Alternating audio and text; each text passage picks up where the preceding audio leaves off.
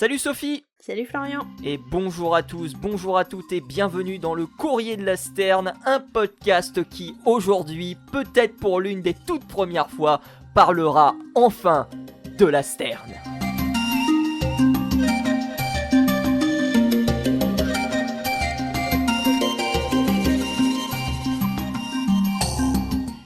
Musique dramatique. On va pas changer la musique à chaque fois que l'on fait un nouvel épisode. Comment ça va, Non, Sophie? là, c'est l'occasion, écoute. C'est vrai que c'est l'occasion. Tu veux que je mette ce Celebration, par exemple, d'Earth, Wind and Fire? Je suis pas sûr qu'on ait les droits, pas mais... Non, je pense pas. Faut l'imaginer, hein. Faut chanter dans sa tête, ça marche très bien. Comment ça va, Sophie, sinon? Humidement, beaucoup de pluie et d'orage en ce moment par chez nous, mais sinon tout va bien. Ah si, j'étais super contente. J'étais super contente. Pour ceux qui connaissent pas, on a des petits oiseaux très très colorés qui sont venus dans le jardin dernièrement, et c'est un peu... c'est pas la première fois qu'ils viennent, mais c'est généralement assez rare, et là j'en ai vu 2. Et en fait, ce sont des cardinaux. Alors il faut savoir qu'en Afrique, il y a aussi des cardinaux, c'est pas seulement au Canada, et oui, ils sont aussi rouges. Et c'est super joli. D'accord. En l'occurrence, ils sont rouges et noirs. Oui, c'est une autre espèce, et chez nous, ils sont rouges et noirs. D'accord. Comme Stendhal, exactement. Incroyable. Mais tu vas pas nous parler de cardinaux, du coup, aujourd'hui? Non, pas aujourd'hui. Tu vas nous parler de quelle espèce qui, elle aussi, fait sa première occurrence dans l'émission? Alors, on va parler de Tinamou. Et j'aime beaucoup le nom, Tinamou, c'est trop bien. Moi aussi, j'aime beaucoup le nom et ça me fait bien plaisir de parler de cet oiseau qu'on évoque rarement quand même dans le monde ornitho, alors que c'est une espèce et même un groupe d'espèces particulièrement intéressant. On aura l'occasion d'en parler dans la deuxième partie. Et moi, je vous parlerai de la sterne d'Orient, donc on parlera pas de la sterne arctique, si vous vous attendiez à ce que l'on parle de cet oiseau. On parlera d'un oiseau asiatique, voilà. Et on vous parlera de ses efforts de conservation qui ont rencontré un succès assez original. On va y revenir un tout petit peu plus tard. Ah, bah oui. Mais avant tout ça, Sophie, on va démarrer notre fameuse rétro. Et Sophie, j'ai appris cette semaine, peut-être que tu le savais, mais après les hôtels à hirondelles, sais-tu qu'il existe des hôtels à mouettes? Alors attention, si vous vous trouvez en dessous, ne pas rester en dessous. Alors, on parle d'une espèce de mouette particulière, la mouette tridactyle. C'est une population d'oiseaux qui a malheureusement baissé de 80% depuis les années 90 le long de la façade scandinave. C'est un oiseau qui a lui aussi d'énormes problèmes du côté de la France. Il était installé en Bretagne et malheureusement, les effectifs se sont effondrés pour plein de raisons et notamment prédation à cause du faucon pèlerin. Mais on a visiblement une colonie à Boulogne-sur-Mer qui s'installe de plus en plus. Et cette colonie serait installée dans un hôtel à mouettes. Alors j'ai pas trouvé plus d'informations. Un hôtel à mouettes? Oui, si vous habitez Boulogne-sur-Mer, n'hésitez pas à nous en dire davantage. Mais quoi qu'il en soit... Envoyez des photos, on veut des photos. Exactement, envoyez-nous des photos. Mais quoi qu'il en soit, dans la province, dans la ville de Vardø, je sais pas comment ça se prononce, c'est en Norvège, on a installé ces hôtels à mouettes, donc il faut imaginer des espèces de petites... De petites infrastructures en bois étagées qui permettent justement aux mouettes de nicher en colonie, puisque c'est la grande particularité de ces mouettes, c'est qu'elles nichent effectivement en colonie. Et ça porte ses fruits, puisque la première année de l'installation de cet objet dans la petite ville, on avait 55 nids qui avaient été réalisés, 74 l'année passée, donc en 2024, et 76 cette année. Alors oui, on a eu une toute petite augmentation, mais ça fait plaisir de voir tout ça, d'autant qu'on est à un carrefour un petit peu compliqué, carrefour géopolitique, puisque Russes et Américains établissent quelque part des stratégies géopolitiques à cet endroit-là, et puis c'est un énorme carrefour ornithologique aussi que cette péninsule scandinave.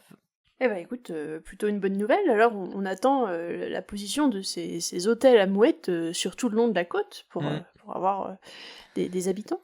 Oui, et puis aussi pour éviter que les oiseaux ne soient emportés par la maladie, puisque visiblement les hôtels permettent quelque part d'éloigner les populations de ces zones où les maladies sont les plus présentes. Voilà. Donc, mais il y a encore sans doute beaucoup de travail à faire, notamment comprendre la dynamique de prédation de ces mouettes tridactyles. Pourquoi, par exemple, à Boulogne-sur-Mer, parce que ça semble ne pas être le cas, il n'y a pas de prédation de la mouette tridactyle comme il peut y en avoir dans des colonies en Bretagne. Surprise, surprise. Surprise. Bah tant mieux. Moi, de mon côté, on va enfoncer des portes ouvertes. C'est un sport que j'apprécie assez, surtout quand c'est dans une grosse publication. Alors, j'ai parlé des manchots du Cap assez régulièrement dans ce podcast parce que c'est quelque chose que je connais bien.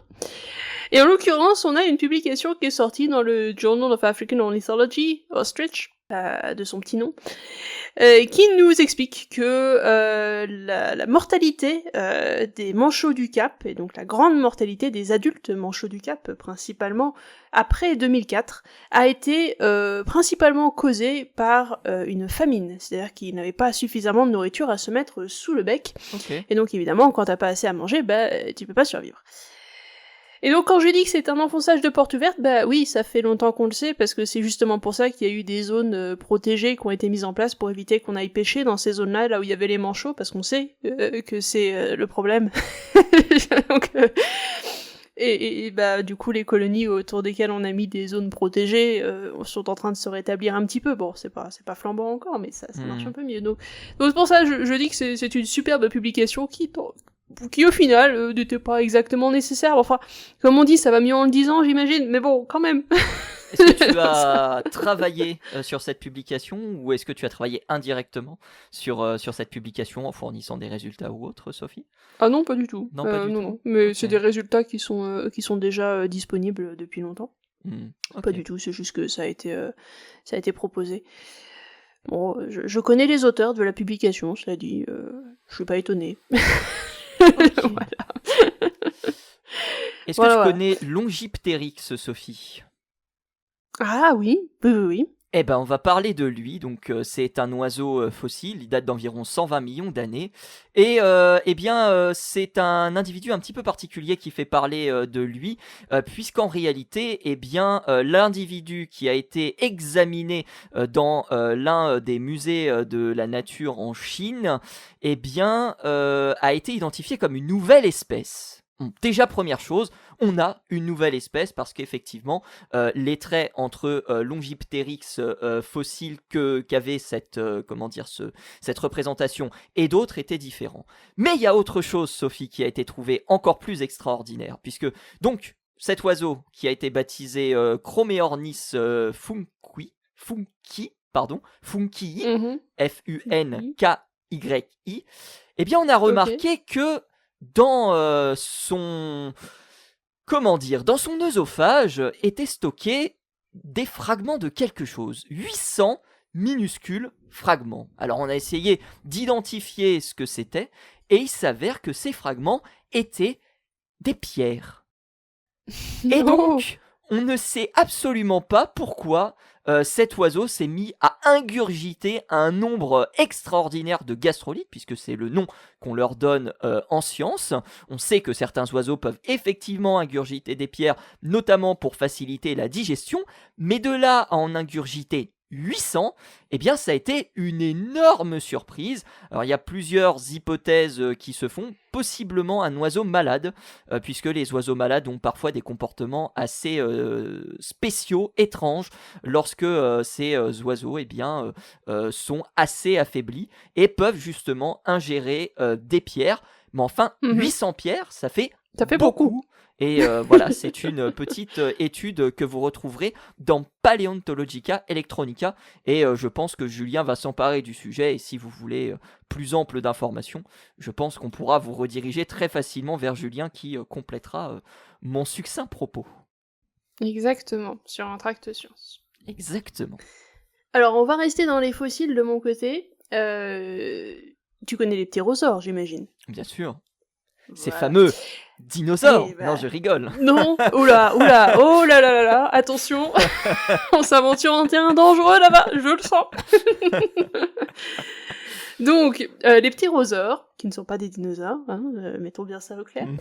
Les ptérosaures, ce sont des bestioles qui pouvaient voler. Jusque-là, tout va bien.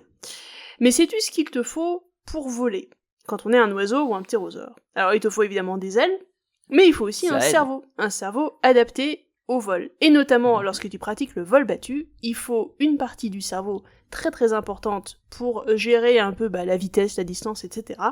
Ce sont les lobes optiques, donc ce qui va gérer tout ce qui est vision.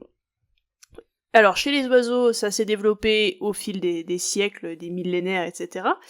Mais il semblerait qu'en fait, chez les ptérosaures, ça se soit développé extrêmement rapidement. Donc ce sont des nouveaux scans qui ont été faits de la cavité crânienne de ptérosaures et qui ont montré que, en fait, contrairement à l'évolution des oiseaux, chez les ptérosaures, chez les fossiles en tout cas qu'on a, cette cavité, l'endroit où on a les lobes optiques, est développée de manière très rapide en tout cas, quasiment dès le départ, ce qui prouve que ils avaient déjà de grandes capacités de vol, quasiment dès le départ en fait. Incroyable. Donc ce qui est quand même assez impressionnant, parce que chez les oiseaux, ça s'est pas du tout passé de la même manière. Incroyable. On a deux types d'évolutions différentes. Eh ben, hyper intéressant. Voilà. Moi, j'ai appris plein de choses sur la vision des oiseaux, et notamment la vision des rapaces, sachant que les rapaces voient très loin, jusqu'à 9 km de distance un objet, ce qui est énorme, mais voient très mal, parce que le contraste de leur vision est très mauvais, ce qui fait qu'ils voient très loin, mais voient très loin flou. Et c'est justement une des raisons de pourquoi les rapaces se font avoir par les éoliennes. C'est parce que tout simplement, ils ne sont pas capables de les voir à ces distances-là, et même à proche distance, puisque les pales des éoliennes tournent tellement vite, et les contrastes des éoliennes sont tellement mauvais, eh bien que les rapaces se prennent très facilement dedans. Incroyable. Prochaine mission, on leur donne des lunettes pour la myopie. Prochaine mission, c'est de trouver des patterns qui conviennent à ces éoliennes, et apparemment c'est des patterns soit rayés, soit des petits carrés mis sur alternés avec du blanc. Voilà. Mais c'est pas la même chose pour tous les oiseaux. Certains oiseaux s'accommodent très bien du blanc, ce qui est un calvaire du coup, puisque faut identifier la bonne façon et on va dire mitiger quelque part la bonne formule pour englober le plus d'oiseaux dans la vision de ces éoliennes. Donc, il me semblait qu'il y avait une histoire de peinture UV à un moment où en fait le blanc était plus ou moins une peinture qui réfléchissait les UV et qu'on contrastait avec du noir qui lui ne les réfléchissait pas non plus. Donc ça permettait d'aider pas mal d'espèces à ce niveau-là. C'est vrai que toutes ne fonctionnent pas de la même manière, c'est sûr. C'est assez intéressant. Alors, je vous en parle pourquoi ? Parce que j'ai eu l'occasion d'aller au colloque francophone d'ornithologie qui s'est tenu début décembre, et c'était super cool. Et il y a eu énormément de sujets sur les éoliennes. Et je dis bien si, seulement si, c'est disponible à la vue de tous et de toutes, puisque normalement ça doit être mis en ligne en ce début d'année, on vous mettra un lien dans la description pour retrouver l'intégralité de ces conférences. Ce sera peut-être pas fait au moment où on enregistrera, on diffusera cette émission, mais voilà, il y a plein de choses hyper intéressantes que vous apprendrez, et on aura sans doute l'occasion de revenir sur quelques sujets qui ont été évoqués lors de ce fameux CFO. Voilà. Et peut-être que Sophie, tu seras présent dans 2 ans, en tout cas, je l'espère. Qui sait ? Qui sait ? Allez, on parle de Sterne d'ici quelques instants. Direction Lorient. Lorient sans le L. On va parler de la Sterne d'Orient.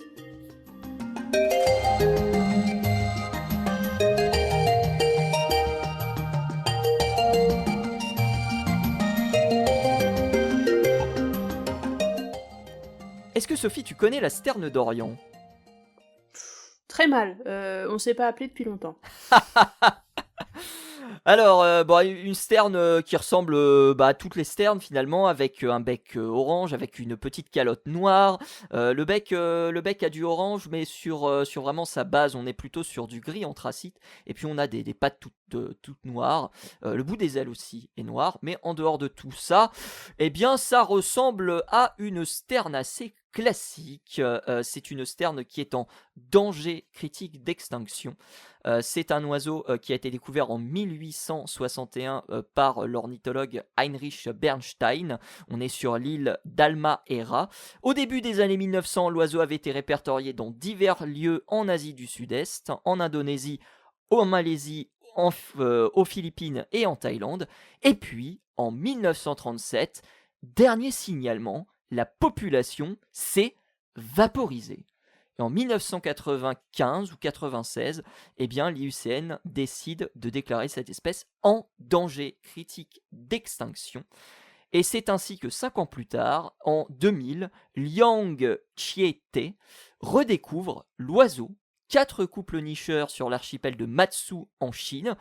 Le problème, Sophie, c'est que ça va se faire dans une complète indifférence, puisque ce n'est que 2 ans plus tard que Wei Yen-chung, ornithologue taïwanais, va découvrir cette information, va la relater à son directeur Shuya Shen, et à partir de là, une expédition va être organisée par Chen pour retrouver l'oiseau. Les chercheurs, en 2003, parcourent 1301 îlots dans l'archipel de Zhuangshan et ils ne trouvent rien. Ils parcourent 70 autres îlots dans l'archipel de Yunshan, rien non plus. Ils trouvent d'autres espèces de sternes, d'autres espèces de mouettes, mais pas notre sterne d'Orient. Et le 1er août 2003, l'équipe doit visiter quelques dernières îles. Et il y a un problème, c'est que d'ici quelques dizaines d'heures, va s'abattre un typhon. Et c'est problématique. Oui, un peu. Alors, avant ce typhon, on a une organisation qui est faite en bateau. Et le bateau s'approche d'une petite crique qui s'appelle Jiangyunmao, vous m'excuserez pour mon chinois très approximatif, où des cris ont été entendus, des cris très particuliers, avec des oiseaux qui traversent un brouillard gigantesque. Et là, on découvre des sternes huppés. Je dis bien des sternes huppés, non pas des sternes d'Orient, puisque ce sont 2 espèces en gros qui vont se confondre. Et parmi ces 4000 sternes huppés qui sont observés, une vingtaine sont des sternes d'Orient. Alors évidemment, identification visuelle, c'est une bonne chose, mais il faut par la suite avoir davantage de preuves. Et c'est là que Chen décide de retourner au lieu où il avait vu les oiseaux, et la patatras, typhon Meggy qui se forme, et la nécessité pour Chen de convaincre justement les personnes qui peuvent l'accompagner dans cette entreprise, de prendre la mer pour aller retrouver ces oiseaux qu'on ne verra peut-être sans doute plus jamais. Et donc, il fait le tour des propriétaires de bateaux. Il ne parvient à convaincre personne. Certains considèrent que c'est suicidaire de se lancer dans une entreprise telle alors qu'il y a un typhon qui va bientôt débarquer. Et on ne peut pas forcément leur en donner tort. Mais il y a un pêcheur qui finalement accepte. Avec donc un petit bateau en bois qui est raconté ballotté par des vagues de plusieurs mètres de haut, mon Dieu. avec un équipage qui vidait sans cesse les seaux d'eau pour rester à flot. C'était absolument dantesque, et malheureusement dantesque pour rien, puisque à leur arrivée, ils découvrent qu'il y a des coquilles d'œufs brisées qui jonchaient la colonie, des poussins qui avaient été sans doute abandonnés à cause justement de ce typhon. Et zut. Les sternes, elles reviendront 3 ans plus tard, lorsque 8 individus vont se reproduire parmi à nouveau 2000 sternes UP. Et là, cette fois-ci, la réserve naturelle, elle envoie des membres de son personnel pour surveiller la colonie 24 heures sur 24. Malheureusement, il arrive un moment où les réserves de nourriture et d'eau sont épuisées et il faut se réapprovisionner.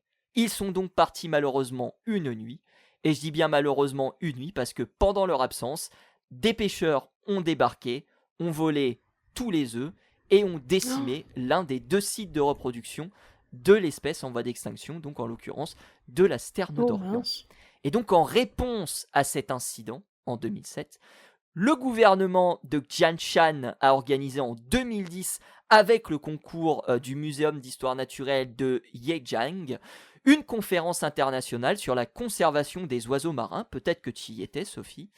Et l'objectif de ce bureau qui se réunissait était d'établir une réglementation pour élaborer des politiques visant à protéger ces oiseaux marins. Une protection qui se fait par des panneaux d'affichage qui sont installés un petit peu partout, mais aussi une surveillance très importante de la chasse aux oiseaux et du braconnage. Ça va même aller jusqu'à mobiliser la police pour procéder à des arrestations de plusieurs pêcheurs pour violation de la loi. Et lorsque les villageois ont compris ça, ils se sont tout de suite arrêtés et la situation de la réserve s'est améliorée. Mais il a fallu quand même un petit peu de temps pour faire en sorte que les oiseaux reviennent. Alors on a utilisé des méthodes d'attraction sociale, comme par exemple les techniques mises en point par un certain Steve Kress, qui est le directeur fondateur du programme de restauration des oiseaux marins à la Audubon Society, et un programme qui a l'air de bien marcher, puisqu'il a permis à certains oiseaux marins de recoloniser certains sites, près de 100 sites à travers le monde, depuis sa mise en place. Et Steve Kress précise d'ailleurs que les sternes sont particulièrement réceptives à cette mise en place. Et donc il a fallu attendre longtemps, très longtemps.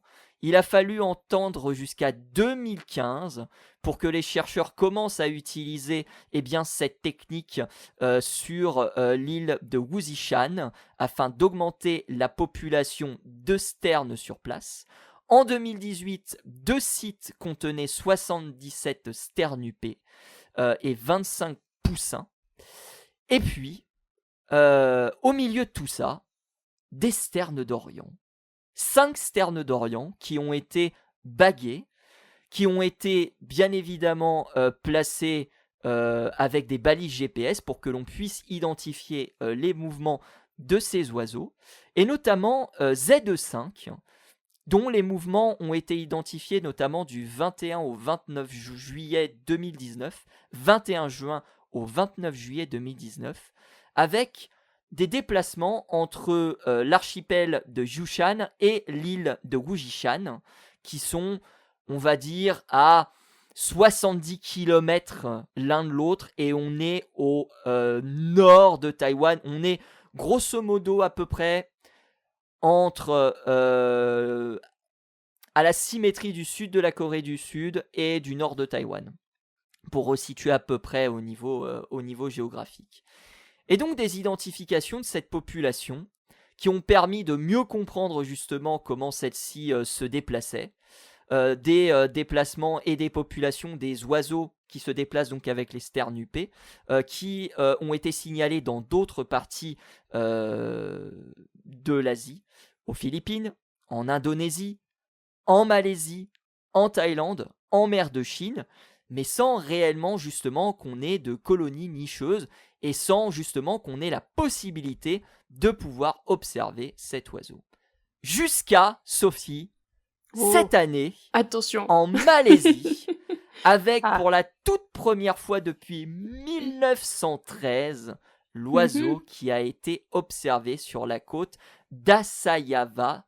On est, je suppose, près de Sarawak, ou peut-être province de Sarawak. C'était donc depuis plus de 100 ans que l'oiseau n'avait pas été vu en Malaisie. Et ce qu'il y a de formidable avec cette observation, c'est qu'il y a une toute petite vidéo que vous retrouverez sur BirdLife, on vous laissera les liens dans la description, où les chercheurs sont extatiques de découvrir qu'au milieu de Sternupée, il y a un individu qui est une sterne d'Orient, et les gens se disent « Non mais c'est pas possible, je suis en train de rêver, ce n'est pas croyable, ce n'est pas possible, je l'imagine !» Et pourtant, eh bien, c'est bien cet oiseau qui a été photographié, observé en 2025. Il y a tout un article sur celui qu'on surnomme l'oiseau de la légende, parce que c'est effectivement une légende qui a été de retrouver cet oiseau. Et pour vous donner une petite idée, c'est aujourd'hui, on suppose, entre 50 et 150 individus. 150 individus qui existeraient de sternes d'Orient. Tu le sais, Sophie, 50 à 150 individus pour des oiseaux d'eau, des oiseaux de mer, c'est très très peu. On espère qu'il va y avoir des programmes de conservation, des programmes de suivi dans un premier temps, puis ensuite des programmes de conservation pour permettre justement de retrouver une population beaucoup plus décente. Mais ça fait pas beaucoup, effectivement, c'est un sacré bottleneck ça. Ouais. Alors, c'est 2019, l'IUCN statuait entre 30 et 50 individus, et BirdLife aujourd'hui estime la population peut-être davantage entre 100 et 150 individus, d'où la fourchette que j'ai prise. Voilà. Ouais, oui, non, c'est sûr. Mais bon, ça fait pas beaucoup quand même. Hein. Non, clairement pas. Et puis même, mettons, s'il y en avait moins avant, bon, mettons qu'il y en a un peu plus maintenant, ça veut dire qu'il y a eu un moment où il y avait vraiment un sacré goulot d'étranglement. Et ça veut dire que la diversité génétique dans cette population n'est pas énorme. Ouais. Et c'est un problème. Effectivement. Alors, diverses raisons de la disparition de cet oiseau, on en a parlé très vite fait. Le braconnage, qui doit être l'une des peut-être premières raisons de la disparition de l'oiseau. On suppose aussi que tout ce qui est perturbation climatique et typhon gêne particulièrement ces populations, notamment lorsqu'elles sont en sous-effectif. Et puis, il y a aussi d'autres problématiques liées visiblement à tout ce qui est maladie. Mais c'est quelque chose qui est très difficile à quantifier et quelque chose qui est très difficile à prouver, notamment parce qu'on n'a pas de signalement de 1940 à 2000, comme je l'ai précisé, et que les signalements entre 2000 et 2025 sont très sporadiques. Donc ce sont des choses qui sont très très difficiles à tester, et aussi une modification de l'habitat dans la mer de Chine. Mais ça reste quand même très difficile à démontrer. Il va falloir davantage étudier cette population pour comprendre réellement les raisons de sa disparition. Même si l'oiseau visiblement n'était pas non plus extrêmement répandu au XXe siècle, d'après ce que j'ai pu trouver comme information en parallèle. Bon. Eh ben, on espère qu'il va survivre. Bah ouais, on espère qu'il va survivre. Et si vous voulez davantage de bonnes nouvelles, eh bien sachez que BirdLife International a fait un espèce de, j'allais dire, de calendrier de l'Avent, mais pas vraiment, parce qu'il n'y a que 12 sujets où vous retrouverez de belles initiatives qui ont été réalisées. Et ça parle aussi de Manchot du Cap. Voilà. Ah oui, donc, très bien. Tu auras l'occasion de découvrir ça de ton côté, Sophie. Tous les liens seront évidemment dans la description.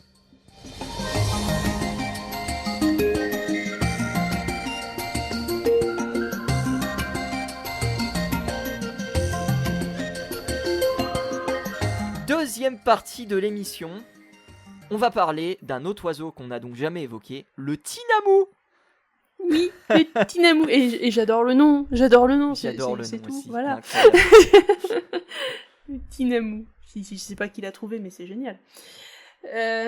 Donc les tinamous, alors c'est pas un oiseau, c'est un groupe d'oiseaux en réalité. Groupe d'oiseaux d'ailleurs dont la phylogénie est encore débattue, parce qu'on ne sait pas encore exactement quels sont les liens de parenté à l'intérieur de ce groupe, ça change régulièrement. Il y a encore une publication en 2025 qui a proposé une nouvelle classification des tinamous, et notamment regrouper 2 genres principalement qui finalement n'en forment plus qu'un. Enfin bref, c'est un poil complexe, donc si ça vous intéresse, je vous mettrai évidemment l'article en description. Mais aujourd'hui, on va parler d'un oiseau en particulier dans ce groupe-là qui n'était pas connue précédemment. Il s'agit donc d'une nouvelle espèce de tinamou découvert en Amazonie. Ok.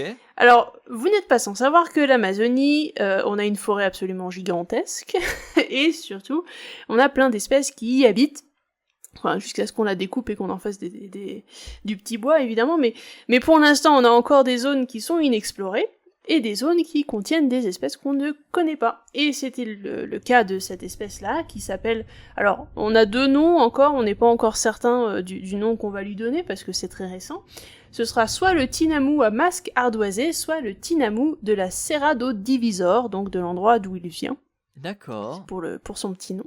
Alors pourquoi le tinamou à masque ardoisé? Tout simplement parce qu'il a une sorte de petit masque, donc derrière l'œil, une sorte de trait qui suit l'œil et qui vient barrer donc la joue rousse de l'oiseau. Alors niveau des couleurs, on est sur un oiseau qui est finalement assez... Bon, je dirais pas qu'il est terne, parce qu'il a quand même une jolie poitrine fauve, au niveau de la couleur, un peu rouille d'ailleurs, pour la couleur, et puis donc ce petit masque gris foncé, donc ardoisé, sur la tête, la petite calotte de la même couleur, et le dos brun. Donc on n'est pas sur un oiseau non plus avec des couleurs absolument fantastiques, mais on est quand même sur quelque chose d'assez sympathique. Au niveau de la taille, on est entre le pigeon et la poule, à peu près. ça vous donne une idée. Ouais, ça fait un peu outarde, enfin au niveau de la taille, je dirais, quelque chose comme ça. C'est ça. On a un petit bec assez allongé, un peu pointu. Alors c'est pas non plus un ibis, hein, mais ça reste un bec un poil plus long que celui d'une poule. Donc on est plus long que celui d'un pigeon aussi au niveau de la taille relative de la tête. J'essaie de donner des images parce que c'est vrai que sans avoir une image pour la description, c'est quand même pas facile. Je viens de tomber sur... alors c'est nos copains d'Ornithomédia qu'on les salue, mais là je suis sur internet. Et visiblement, il y a une vidéo qui est sortie, qui s'appelle Dodo Brasileiro, donc le dodo brésilien. Voilà. Exactement. Je trouve ça particulièrement drôle. Exactement. Donc c'est. Bon, par contre, la vidéo est en espagnol. Donc pour ceux qui parlent espagnol, sinon je crois qu'on peut mettre les sous-titres automatiques. C'est Planète Aves en plus. C'est le big boss des publications ornithologiques sur YouTube. Puisque c'est quelqu'un qui dépasse le 1 million d'abonnés. Donc, exactement. Impressionnant. Voilà. On a vu passer d'ailleurs, il y avait d'autres petites vidéos qui sont passées sur internet, il me semble, des petits shorts sur la découverte de cet oiseau. Donc ça a fait quand même un peu de bruit, hein, mine de rien. Il y a plusieurs vidéos, je sais pas, celle-là est en espagnol, je sais pas si vous pouvez peut-être en trouver en anglais avec un peu de chance. En français ça m'étonnerait, mais... il y a toujours le courrier de la Sterne, hein. Oui, exactement. Toutes les meilleures informations sont dans le courrier de la Sterne, il faut le savoir. Donc, ce petit oiseau donc qui nous vient d'Amazonie, c'est donc une nouvelle espèce qui va être publiée là cette année, c'est en cours de publication. Et en fait, ça vient d'où? Ça vient d'abord de vocalisation. Alors, quand les ornithologues travaillent, ils ont plusieurs possibilités, donc ils vont se balader, évidemment, ils vont regarder un petit peu s'ils voient des nouvelles espèces, à la jumelle ou autre, mais ils vont aussi écouter, et ils vont écouter les vocalisations de pas mal d'espèces, et voir si jamais peut-être ils en entendent qu'ils ne connaissent pas. Et en l'occurrence, c'est le cas de ce tinamou, parce que en fait ce chant a été entendu donc à plusieurs reprises à partir de 2021, il me semble, et on ne connaissait pas ce chant, c'est des vocalisations qui sont assez longues, assez puissantes en fait, c'est des sons qui sont... Alors les tinamous ont plusieurs types de chants, ils n'ont pas forcément tous le même, mais ceux-là étaient différents des tinamous qu'on connaissait, alors, tout en étant un tinamou, hein, visiblement, mais c'était différent.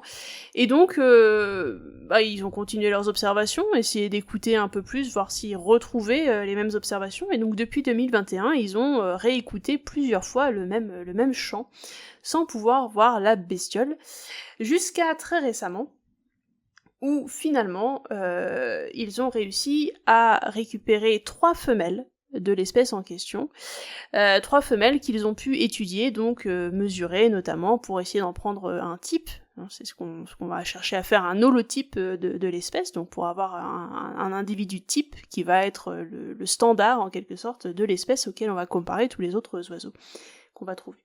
Donc ils ont trouvé 3 femelles qui leur ont permis donc d'écrire ce standard en quelque sorte. Alors ces 3 femelles, elles ont été retrouvées donc dans l'endroit qui s'appelle la Serra do Divisor, d'où le nom de l'oiseau. Donc on est au Brésil, alors on est dans la partie la plus à l'ouest du Brésil, donc du côté, si vous voyez la fameuse chaîne de montagnes que vous avez sur la côte ouest de l'Amérique du Sud, et ben on est dans un endroit qui va être très très proche de cette chaîne de montagnes, donc de la cordillère des Andes, et qui va... Alors, c'est pas exactement en altitude, on est plus au niveau de 400 mètres d'altitude, plus ou moins, c'est pas non plus très élevé, mais on est à une petite élévation, et on est sur un endroit qui est finalement pas très très grand, on est sur un territoire assez réduit, comme chez beaucoup d'espèces d'ailleurs qui habitent par là-bas, c'est un peu le problème. C'est-à-dire que c'est des espèces qui vont être inféodées à un milieu bien particulier et qui vont pas vraiment sortir de cet endroit-là, malheureusement, on va les retrouver qu'à un seul endroit. Ça s'appelle une espèce endémique qu'on trouve qu'à un seul endroit, donc.